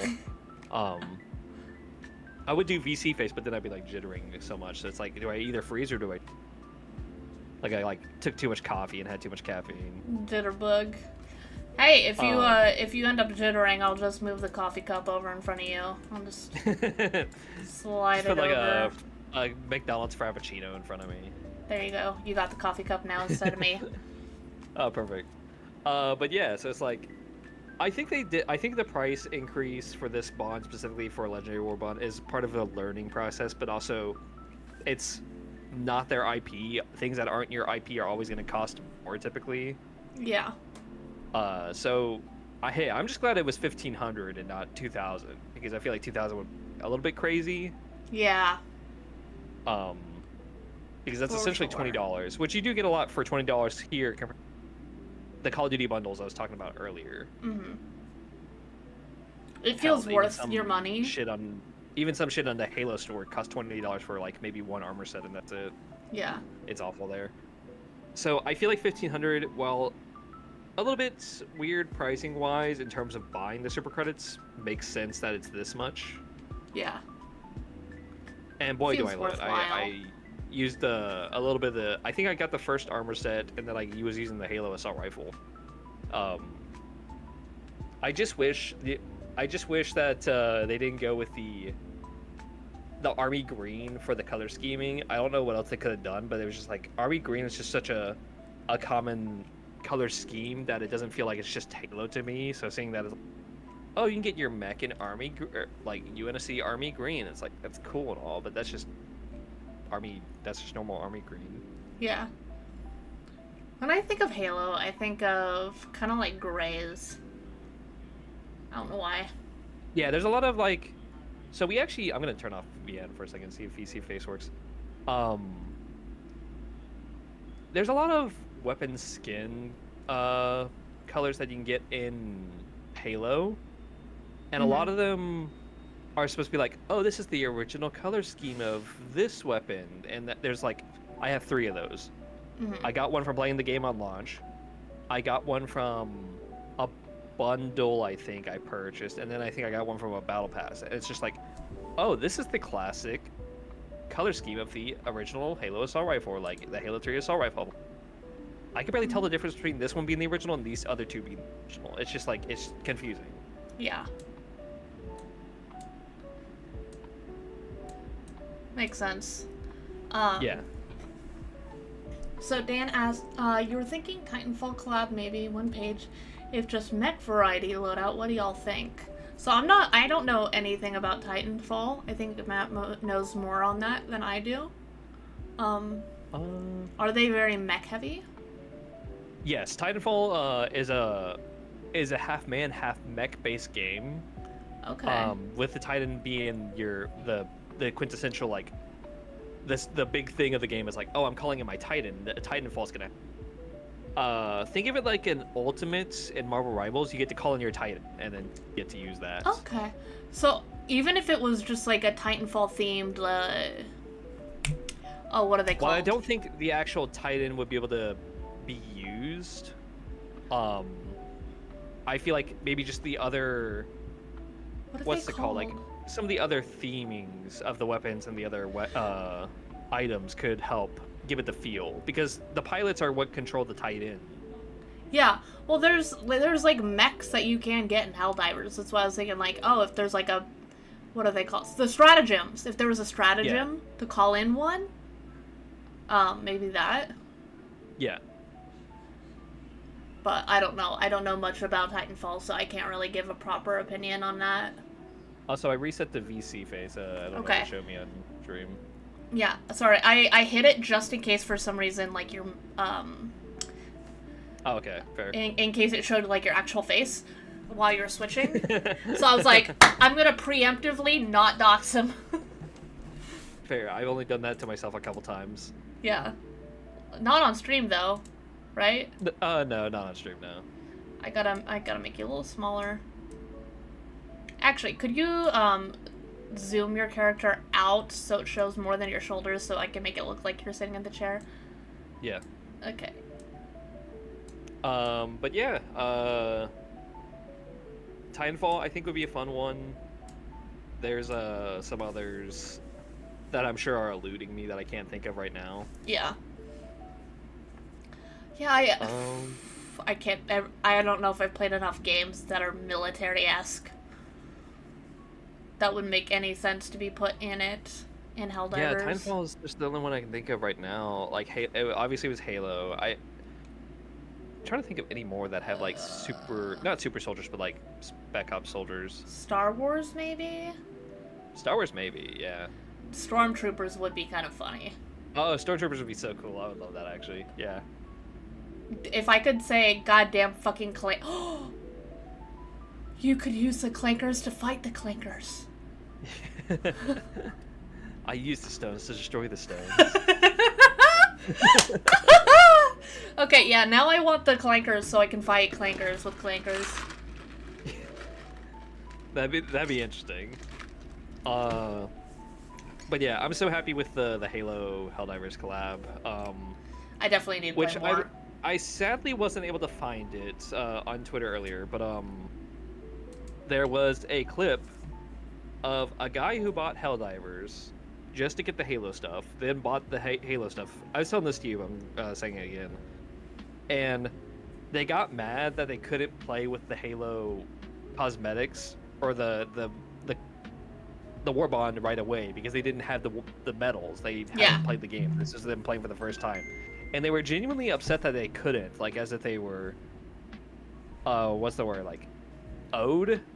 Like, oh, I spent my money, why am I not able to use the stuff? It's like, well, you are able to use the stuff, but you also gotta earn it. Otherwise, there's no progression. Oh. Like, imagine if every War Bond that came out that you bought, you just were able to use it instantly. Like, no, it doesn't. That's crazy. You get no sense of, like, doing things at all. Yeah, now, granted, I had 250 medals when this one dropped, and I was able to buy the entire first page, but that's and that was with minimal gameplay because you just get major orders for free sometimes. But it's like I still have to work for my second and third pages, and that lets me play and get the stuff myself. Yeah. Sorry, my sister just started texting me. Oh, you're fine. But yeah, it's just like, it was funny seeing how mad this person get. Yeah, I do love all the fucking memes though coming out of like Helldivers that are at 100 level, like level 150, and they've got like these brand new Xbox players coming in that have been playing Halo for years, and they keep doing like Halo kind of stuff, like that one I sent you of them trying to drive the vehicle into the escape ship. And Halo players will try to get a warthog anywhere if they can. Yeah, I was reading comments and someone was like, well, I mean, they got mad at us for driving warthogs into buildings when they have suspiciously warthog-shaped holes. Like, you can't stop me if it's shaped like... I'm gonna get in there. I'm going to. There's a really good cosmetic mod that makes the LAV or whatever look like a dog. So I need to get that mod. Yeah. Nice. Yeah. And it's funny because I was gonna mod in the ODST outfit into the game because there were mods for it, but now it's officially supported. It's an actual thing. Yeah. It's crazy that you can get like the Halo vehicles now, or at least some of them now. Yeah. And I need. My watch had an update, and now it makes sound. My watch has started making sounds since it updated whenever I get texts or whatever, and it's like throwing me off because it never made sound for like the first couple of months that I had it, and now it's going dee-dee-doo, and I'm like, what the fuck is that? Where is that coming from? It's my watch! The call is coming from inside the home. Ugh. But yeah, Crazy. I think even in one of the major orders that was pushing back the Illuminate, it said the big influx of new Helldivers has helped push back the Illuminate invasion, and then at the end of the like major order complete, it says finish this fight or finish the fight. It's like, oh shit. Oh shit! I need to get back on and help the war effort for Super Earth. Yeah. Played a little bit. I tested out the Halo assault rifle. I was like, oh, this is so cool. I still need to get the other stuff. Yeah. Are there any Helldivers lore videos? Because like there's a lot of fucking lore going on, and I want one that isn't full of possible, you know, I love Helldivers, but there's so much. What is it called? Oh my god, what is it called? Where they give you false information or push an agenda. Oh yeah, propaganda. Yeah, there's so much propaganda. And people feed into it for the joke, but I want, like, solid lore. Like, yeah, no, I think there is solid lore. Like, I think it was hinted in the first game that the Illuminate were actually a race that Super Earth had pushed back, but then they came back when they announced it at the Game Awards when we all found out. Yeah, because I'm pretty sure I read somewhere that, like, the bugs had something to do with oil. Like, we caused the bugs. Yeah, we were like using them for like oil or something like that. Yeah. And I think the bots were also something that was outside of our control, but that we also had a hand in creating. Mhm. So we've had like involvement with each three of the factions and the reason they exist. Like we are the source of our own problems, but we Basically. are also the solution. Yeah. Attention, But also- Helldivers. I want to talk about this while we still have time. Exclusivity is, for better or for worse, going away. Love it. Because I've been watching one of my favorite YouTube, the Act Man, watching him react to the most recent Xbox showcase, which I didn't tune into because I just don't really. They're not talking about Halo. I never go. But there's some cool stuff that was shown off, like Outer Worlds 2. But I wanted to talk about how I didn't realize this. Final Fantasy VII remake, which was exclusively PlayStation, came over to Xbox. Yeah. And vice versa. Gears of War, this was called Gears of War Reloaded, which Gears of War is a Xbox 360 exclusive series as well, went over to PS5. And I thought that was crazy. I was like, holy shit, it's becoming real. There was like old meme pictures like Halo 3 PS3 box before, but this this is the first step towards that.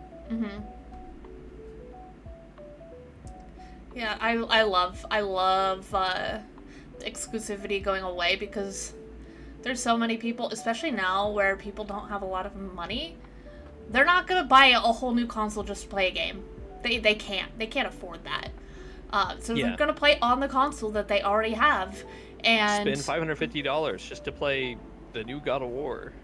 Yeah, they're just not gonna do that right now.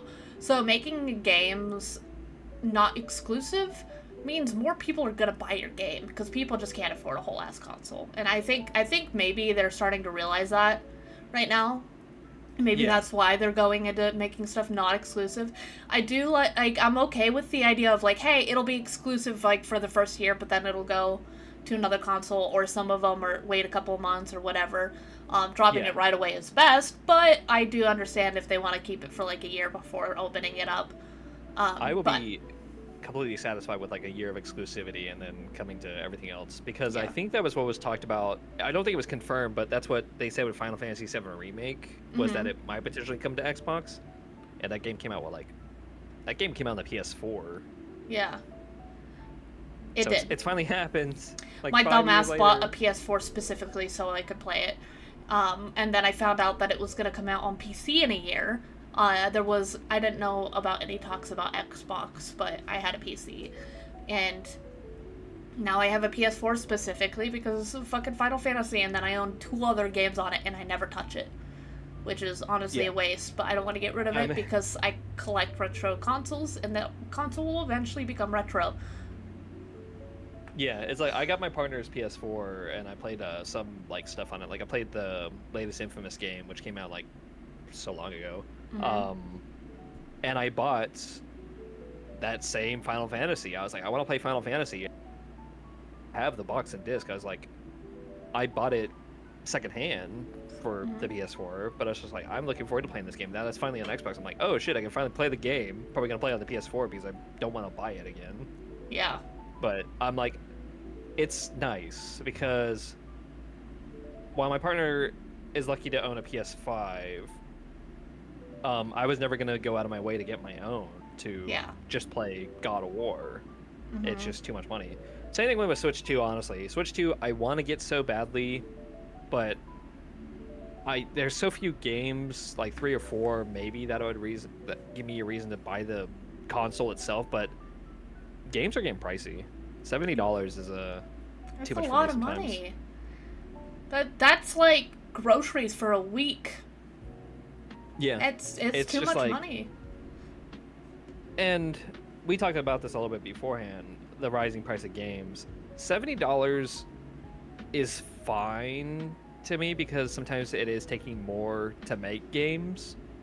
But like you had said, that you think the money is sometimes just being wasted. It is. Which I also agree with. High approval! Hello, approval. I agree. Well, and I just, like, was thinking about, like, do you know, like, how many games come out that are just fucking slop? I don't want to... How many games that are coming out that are just broken on launch? Broken, absolute garbage, not fun, and you just paid $70 for nothing. And that's so frustrating. Because I was thinking about, like... I mean, I never played it, but I saw pictures of it, and I was horrified of the Golem game. I don't know how much that was, but fucking $5 wouldn't be worth that trash. The But- what game? Golem, the Golem game. Oh, Gollum. Yeah. Sick, French like- Schlabbar Peak. They are. Peak is one. Gollum. Golem. Yeah. Isn't it Gollum? Golem. Yeah. I'm gonna drop this one. But one thing I do like about the Battlefield 6 is I got to try it before even playing it or paying for it, and I enjoyed it, and I know I'm gonna enjoy it, so it might actually be worth $70, but that is such a scary amount of money to just drop on something that you may or may not know is good. Especially Yeah, when and it's like, that $70 that I just spent, well shit, I could have put gas in my car. And it's like $60 was already a kind of high price to begin with, but we were used to it, so a change, even if it is just $10, feels like a big deal because this is it's setting a standard for future. Everything is going to become 70 because one thing became 70 first, and now some games are even talking about becoming 80.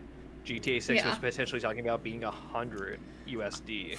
I'm not gonna even touch GTA 6 if they do what they're saying, which is they want you to input your ID to prove that you're like over 18. And it's like, no, you don't should be need done that at the information. You don't need that fucking information, dude. I do not trust you.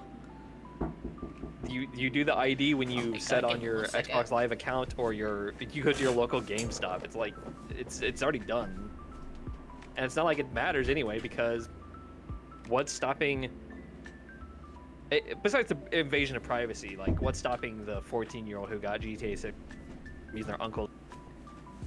Yeah, well, and it's also not the, does it's nothing. not the games company's job to dictate players. It is the parents. Yes.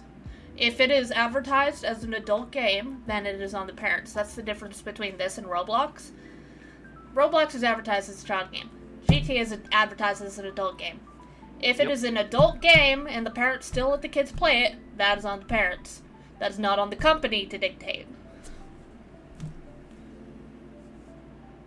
It's just crazy. But yeah, I'm really glad that the Battlefield 6 had the 2 betas just to find out, like, oh, is this game going to be good? Because there were some issues with it, like I saw around the internet, like just seizure episode things kind of happening. But for the most part, the game felt solid. I think it's one of the few games I would spend $70 for, which is a bit much. But another thing is, like, there's just so many good games coming out that are gonna cost so much. Like, on my personal list, Battlefield 6, Borderlands 4. I don't know if this is going to be $70, but Silent Hill F, which is the new Silent Hill coming out, all potentially going to be $70, all releasing within the next 2 months. That is over $200 if we were to buy all 3. Holy shit. Because 140 is 2 of them, then yeah, it'd be two $10 is how much it'd be for me to buy 3 games Yeah. on launch. Yeah. Which is why I'm really hoping that some of them will be on Games Pass. I understand that they want to like increase the price because games are starting to cost more, but if you think about it from the consumer standpoint, the more expensive you make games, the less games people are going to be able to buy. Simple as that. Yeah. And it's just like, there's just so much, like, a lot of it can be quality, but there's the risk of it not being good. Yeah. Like, I still think about how I dislike Borderlands 3's story so much. Like, a lot of people get onto others who are saying, like, oh, hey, you're going to still be mad at a game that's, like, this many years old. And it's just like, I'm mad because it could have been better. I'm mad because it's one of the few times I felt like a game... I don't buy games and typically feel like, oh, I should have refunded that, like, immediately or whatnot. It was until after I beat the game, I was like, I didn't like this. The gameplay was fun, mind you. But there's very few times where such a bad story it makes me feel awful. Yeah. And that was one of the few times. Dan said, Really good DLC, though. this is one of the reasons I bought Helldivers 2. It was $40. Really is bang for your bucks. Absolutely. Like, I love Helldivers so much because it feels like it's worth your money. That's one reason why I fucking love Expedition 33, even if I haven't finished it. It was 100% worth my money. If a game is worth your money, then it is, but like, it's really hard to justify it when you don't know. And Yeah. I don't necessarily trust YouTubers' opinions on stuff. I have another good example of another game that was pretty good. I didn't play it myself, but I heard a lot of good things about it. Elden Ring Night Rain. Uh-huh. The 3-player co-op game, released at $40. Mm-hmm. So it's like, things can't, like, granted, it did probably reuse a lot from Elden Ring itself, but like, things can be priced at a reasonable price and still be good. It's just a matter of said developers will do that. Like, EA, while getting better, is still a greedy company. They're still going to charge as much as they can for whatever. Yeah. And everything going forward is also relegated by shareholders that are like, not the players, and they're like, oh, this needs to have this or this needs to have that, and raises the price of things. And I do know that there are plenty of like gaming companies that they take advantage of their workers. I think it's gotten a lot better, but I do know that there was a lot of forced unpaid overtime that unfortunately happened in the gaming industry. Crunch epidemic. But there are plenty of games out there that have been made completely ethically that are also very nice. I think the difference is making a game for money versus making a game for passion. And I think the games that are made with passion, those are the ones that come out that everyone is willing to pay money for. I think Silksong is the best recent example of that. Mm-hmm. Took 7 years, right? Yeah, it took 7 years, and I think their reason that they didn't like say any updates was because, oh yeah, we were just having so much for the game that we just didn't say anything. Ooh, it's my turn for VC Face to crash. Oh, fun. But yeah, I didn't read it myself, but I know people were kind of like, what is this reasoning? But it was essentially like, they just didn't say anything because they were just busy making the game.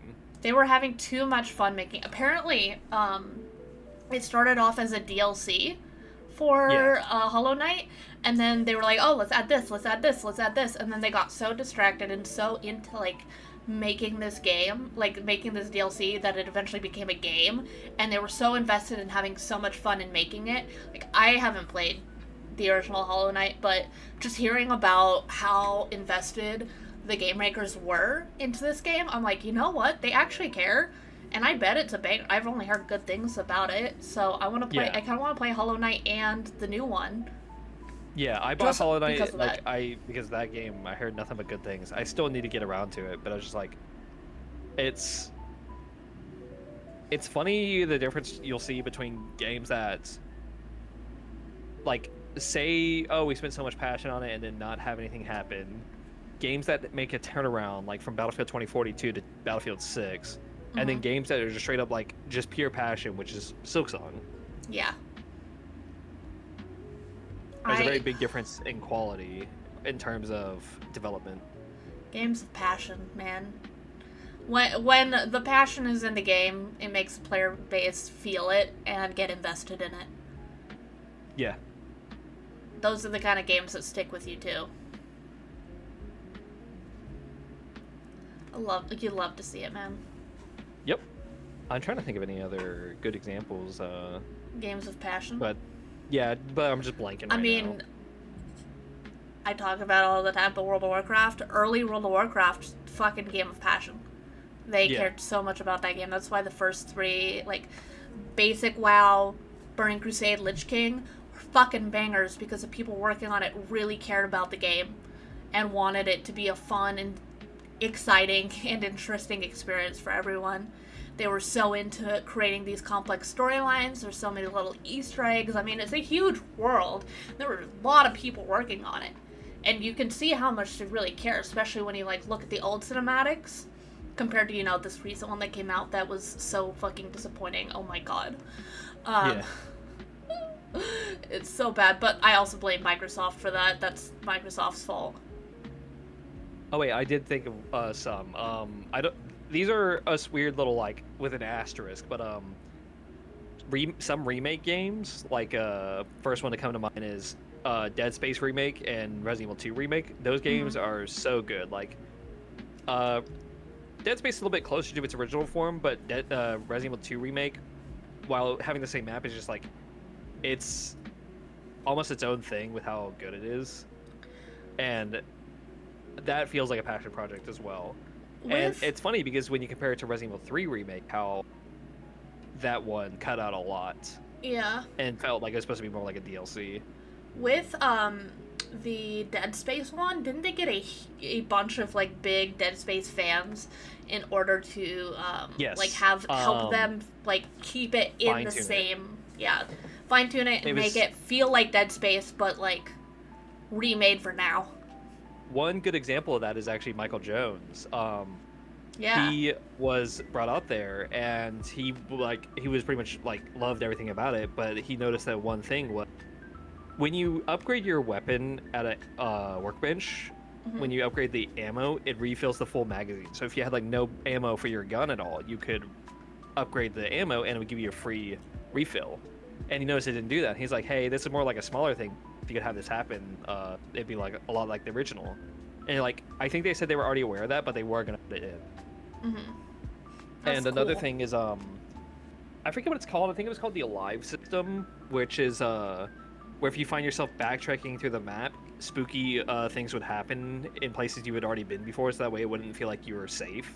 Yeah. Like, vents would go a little bit crazy, fans would go faster than usual, like maybe one would just explode, there'd be more mist or steam. Sometimes a necromorph would attack you. Depending on what a certain part of the level you were at, the regenerator necromorph would attack you as well, Yeah. really putting you on your toes. And Was then it the the- amount of detail for the physics itself with like zero-G and bubbles, there was a lot of cool Vidocs on that. Was it the first or second game? I know like it was different per game, but there was one of the games where you actually get attacked in an elevator, which is normally a safe zone, and then one of the Dead games Space 2. one of the Because that games was a gets very you big moment. ah. Well, not big moment, but it was like, it's like, oh, you're normally safe in elevators, but then the one moment it happens, it's like, oh shit. And then there's one where you get attacked when you're at one of the workstations. Yeah, there's a spot in engineering, I think it's in Dead Space 1, where you can potentially get attacked and by a necromorph. And then I think one of the final, I think actually the final chapter, Dead Space 2, like the last workbench, you could potentially, no wait, it's one of the later chapters, but there's a workbench that you can potentially get attacked at if you don't clear out the area first. God, I'm excited to play the remake now. You're getting me excited. God damn it. Dude, the remake is probably my like favorite remake game out of all of them. This is gonna my spooky month is gonna be full. Maybe I'll start with Alien Isolation and then move on to Dead Space. I don't know how Yeah, I'll finish it's up so the good. month, but I want to definitely um, stream more. But oh yeah, we're near the end of it. Oh my god! Yeah. See, we got to end on a It happy flew note. by. Yeah. Reminiscing about remakes and how there have been a lot of really good ones made in the last couple of years. There's even potentially a Halo 1 remake in the works, which I'm not sure how I feel about. Pog. I wonder if they. No, wait, no. Rooster Teeth's dead. Never mind. I was like, they could remake the first season. I mean, Bernie might try. Oh, that's true. What about Fear? I don't know what that is. The Fear? What? Fear? Is that a game? Oh, yeah, there's a game series called Fear. Oh. I've played all three of them. Me and Saint did the full Fear 3 in one stream. It was like 4 or so hours. Fear 2 is probably the best one, and Fear 1 I dislike, even though it's good. We definitely, you and I need to do Tombstone Tally in October as well. Oh yeah, that's gonna be so fun. We should definitely It's do that. multiplayer. We gotta do it. We have to do it. All All right. Any closing remarks? I got nothing. I've got nothing other than remember, if you have any questions for the podcast and you are in the Discord, feel free to drop comments there or questions or any like interesting clips that you want us to react to. I might start working on maybe making a email for our podcast, which we would have an email you can send in questions and all that stuff as well.